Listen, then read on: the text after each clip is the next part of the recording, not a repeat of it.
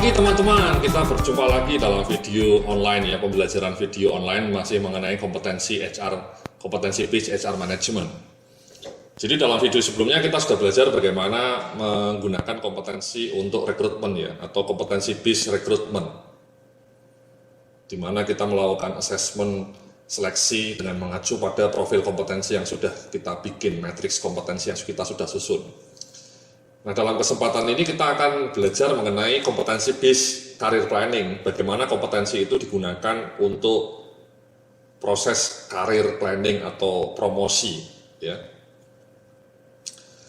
Jadi langkahnya seperti ini Mas ya. Jadi yang pertama seperti yang Anda lihat ya, yang pertama adalah menyusun kebutuhan kompetensi perjabatan ya, kemudian setelah itu di-assess level kompetensi karyawannya, dan kemudian rumuskan pengembangan kompetensi yang dibutuhkan. Jadi ini untuk yang langkah pertama ini sudah kita lakukan Mas ya. Ini yang tadi saya sebut tabel atau matriks kompetensi, kebutuhan kompetensi perjabatan. Jadi sekali lagi tabel kebutuhan kompetensi perjabatan itu menjadi backbone ya, menjadi anchor untuk proses career planning ya. Jadi ini Mas ya, matriks kebutuhan level kompetensi proposisi atau kebutuhan kompetensi jabatan. Jadi ini tadi ketika seleksi kita sudah gunakan ini sebagai acuan. Nah, di dalam career planning ya kita gunakan juga sebagai acuan. Nah, bagaimana kebijakannya ya, sebaiknya kebijakannya ketika kita sudah punya matriks seperti ini, baik di kompetensi fungsional maupun kompetensi manajerial, bagaimana kemudian kebijakan promosinya, kebijakan karirnya. Nah, ini saya akan tunjukkan ya. Sekali lagi ini juga bisa Anda download filenya ya. Jadi panduan karir berbasis kompetensi. Jadi dalam file tabel kebutuhan tadi yang barusan sudah kita lihat telah diuraikan jenis dan level kompetensi minimal yang harus dikuasai untuk setiap posisi. Idealnya setiap karyawan harus sudah memenuhi persyaratan level kompetensi untuk posisi yang sekarang dijabat Mas.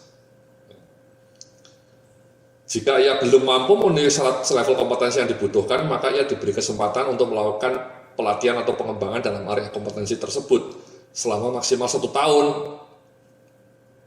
Setelah 1 tahun kita akses lagi, dan ternyata ia belum juga mampu memenuhi level kompetensi yang dipersyaratkan, maka ia dapat didemosi Mas ya, ke posisi yang lebih rendah, di mana kompetensi yang dipersyaratkan lebih rendah Mas. Ini memang kontroversial ya. Ini sekali lagi panduan saja Mas. Anda bisa, ini optional saja ya. Jadi intinya gini Mas, intinya ini kan Anda sudah menyusun ini Mas, ya sudah menyusun ini, selesai, kamusnya sudah disusun, skalanya sudah disusun, kebutuhannya sudah disusun. Apa langkah berikutnya? Langkah berikutnya ya memang sebaiknya di-assess nih masing-masing orang ini, masing-masing yang sekarang menduduki posisi ini di-assess. Nah ini dia, ini sebenarnya kunci dari kompetensi BIS HR Management ini. Banyak perusahaan sudah menyusun kamusnya, sudah bikin metrik kayak gini, tapi kemudian assessment-nya tidak dilakukan Mas. Itu yang kadang-kadang membuat proses kompetensi BIS HR Management tidak berjalan. Jadi Anda hanya menghabiskan waktu untuk menyusun kamus ini ya. Kamus kompetensi ini sudah disusun bagus kayak gini ya, rapi, ada skalanya, semua kompetensi sudah disusun. Kemudian sudah disusun matriks seperti ini untuk semua posisi ya, mungkin sampai 100 posisi gitu ya Mas ya. Nah setelah itu dibiarkan Mas, tidak ada tindak lanjut, itu useless Mas ya. Itu yang sering terjadi di banyak perusahaan Mas, yang saya saksikan ya. Mereka sudah susun kamusnya, bentuknya buku tebal, nyewa konsultan mahal mungkin sampai ratusan juta gitu ya. Sudah bikin seperti ini, sudah bikin seperti ini juga, tapi kemudian setelah itu berhenti. Nah, itu nggak ada gunanya.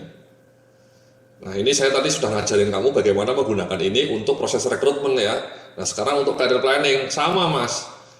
Jadi setelah Anda punya ini, idealnya nih manajer SDM-nya di-assess Mas untuk 5 kompetensi ini ya, yang prioritas lah. Ini saya menyebutnya bahkan ada 13 kompetensi ya. Tapi kalau misalnya Anda tidak punya resource, tidak punya waktu, tidak punya expertise, ya cukup 5 ini. Tapi bayangkan ini emang butuh energi banyak ya untuk mengakses manajer SDM, ada 5 kompetensi.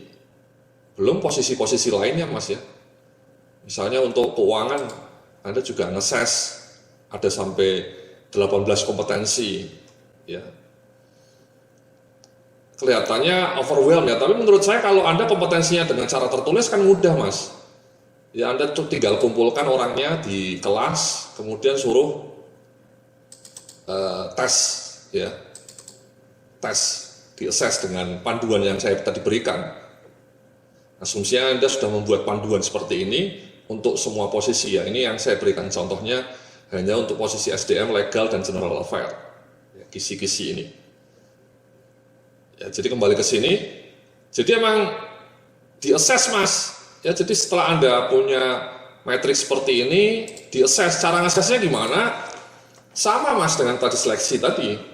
Ya, tadi kan di seleksi kan waktu di video sebelumnya saya mengatakan untuk uji kompetensi dengan mengacu ke sini Mas, ya. Dengan mengacu ke ini, sama prosesnya. Jadi saya bilang ini assessment atas level kompetensi ya dapat dilakukan oleh atasan karyawan di mana penilaiannya mengacu pada deskripsi skala kompetensi setelah disusun. Assessment dilakukan untuk menguji ya.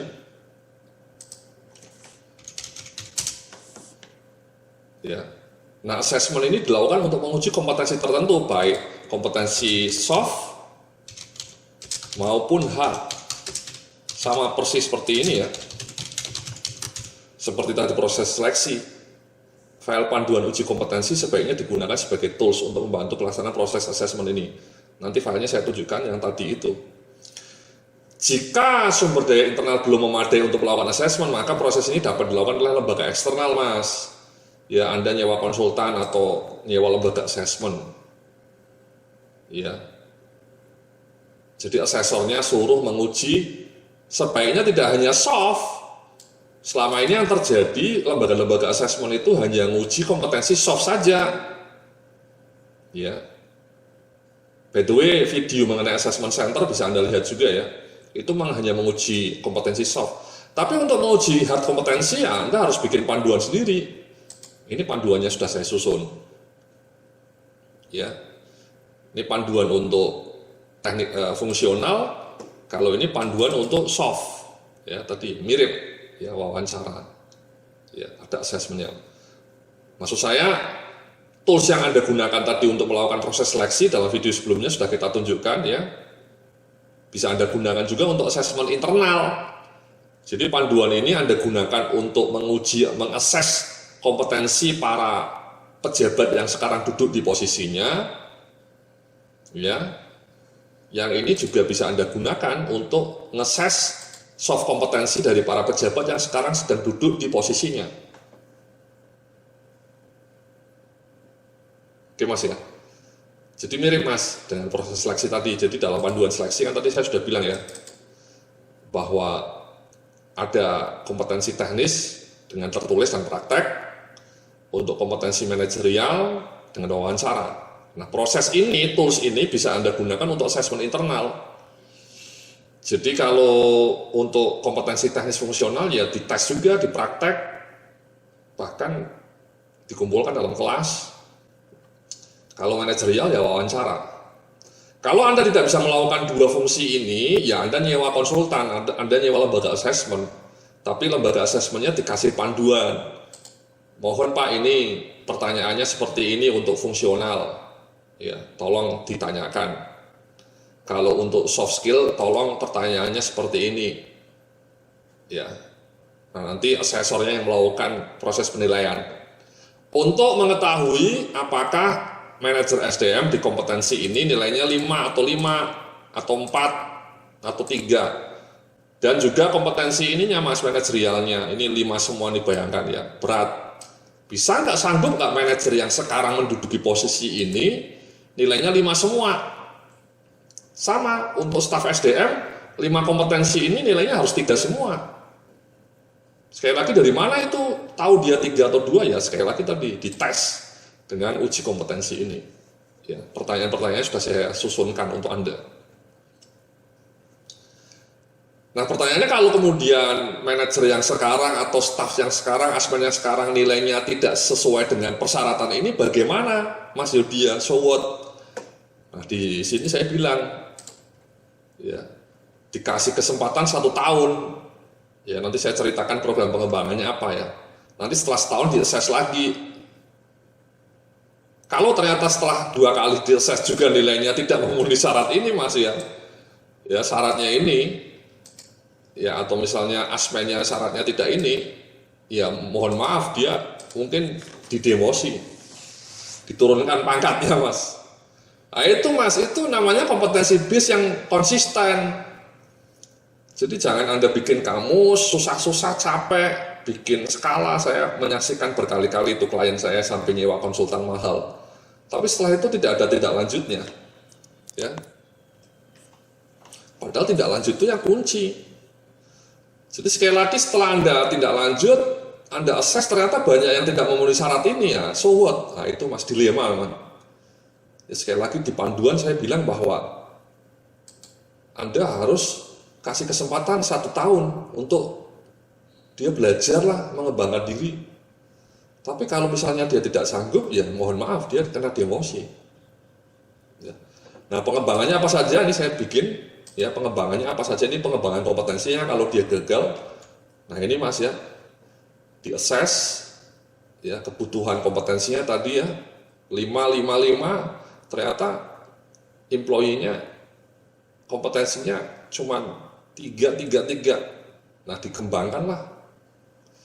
Misalnya melalui training ya yang lazim, yang simple itu, atau kemudian on the job development, atau job enrichment ya pekerjaannya ditambah, atau special assignment. Ini bagus nih Mas, special assignment itu tugas-tugas khusus. Misalnya Anda ingin menggodok kompetensi teknis manajemen SDM-nya tadi kurang dalam hal mengenai pengetahuannya mengenai manajemen kinerja. Anda kirim training lah mengenai manajemen kinerja. Ya. Setelah kirim training, kasihlah dia tugas, suruh menyusun KPI semua KPI di semua departemen SDM dia yang menyusun dan dipantau. Ya. Jadi dia dikasih special assignment dan tugasnya ditambah untuk memantau KPI misalnya. Itu lebih bagus Mas, tidak hanya training. Ya, atau kemudian magang di perusahaan lain, atau dikirim eksekutif development program atau mentoring. Pengalaman saya yang paling bagus itu ya pertama dikirim training, setelah itu dikasih tugas, special assignment, setelah dikasih tugas juga kemudian dikasih mentoring, itu powerful. Ya. Supaya apa? Supaya skala kompetensi dia sesuai ini Mas jabatan ya ini supaya sesuai ini. Ya. Misalnya setelah dites dia nilainya di sini cuma 4, 3, ininya 2. Nah di sini kan berarti kurang. Ya, dia harus ditambah. Caranya apa ya ini dengan proses ini. Gitu Mas ya.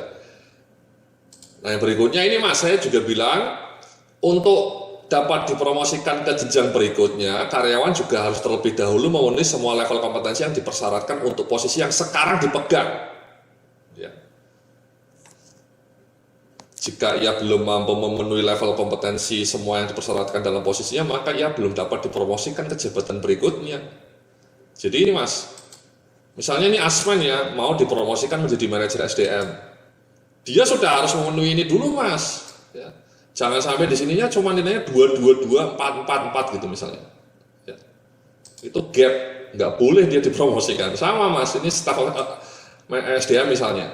Dia mau dipromosikan jadi asmen misalnya. Jadi asmen pengembangan SDM misalnya. Dia minimal ini, dia sekarang waktu di assess dia nilainya sudah harus 3 semua Mas. Jangan dia nilainya di sini 2, dia dipromosikan ke sini. Yaitu useless. Nggak ada gunanya kompetensi, ya. Atau ini misalnya ya soft kompetensinya, misalnya ini asmen mau dipromosikan menjadi manajer ya ini semua harus 4 semua nih Mas, leadershipnya 4, kerjasamanya skalanya 4, problem solvingnya 4. Kalau waktu di assess dia nilainya cuma 3 ya tidak recommended untuk dipromosikan ke manajer SDM. Dia harus ikut training dulu, harus ikut pengembangan, ya. Bahkan dia boro-boro dipromosikan. Kalau dia tetap rendah terus nilainya, dia bahkan bisa didemosi jadi staf SDM gitu mas ya. Karena kompetensinya tidak sesuai dengan persyaratan yang sekarang dijabat. Ya. Jadi sekali lagi seperti itu mas ya, asesmen SDM-nya harus memenuhi syarat dulu di sini minimal, baru bisa dipromosikan. Staf SDM juga minimal. Nah nanti setelah staf SDM-nya ini dipromosikan sebagai asmen, misalnya dia sudah memenuhi persyaratan 3 semua nih lolos, dia dipromot jadi asmen pengembangan SDM. Dia juga segera harus belajar. Kenapa? Karena kompetensinya sudah lebih meningkat nih menjadi 5. Jadi dia diberi kesempatan 1 tahun lah mas ya untuk menduduki posisi asmen. Ya. Jadi setelah dipromosikan dia misalnya sekarang staf SDM nih ya, nilainya 3 semua. Dia dipromosikan sebagai asmen. Nah 1 tahun kemudian dia diassess dengan mengacu ke kompetensi yang baru ini, skalanya baru. Ya, ini 5, ini 5. Ya.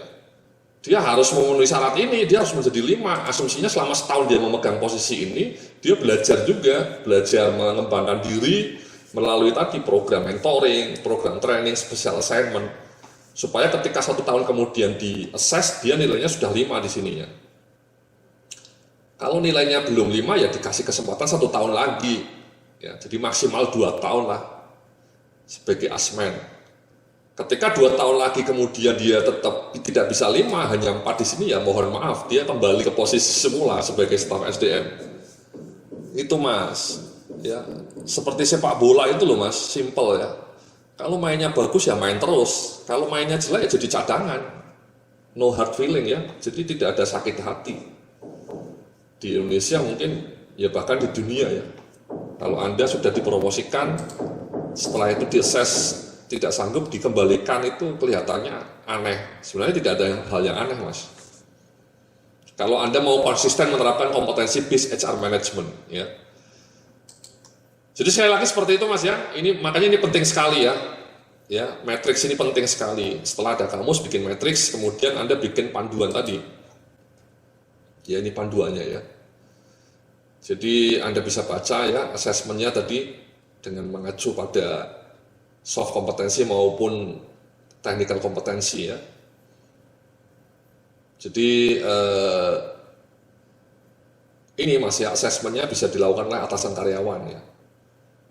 Jadi dia menginterview, mungkin atasan karyawan ditemani dengan HRD ya, staf HRD ya. Kalau misalnya tidak sanggup melakukan asesmen sendiri ya, Anda nyewa lembaga eksternal. Menurut saya sebaiknya si atasannya ya sama staf HRD ya melakukan wawancara ya ataupun mau melakukan ujian tertulis.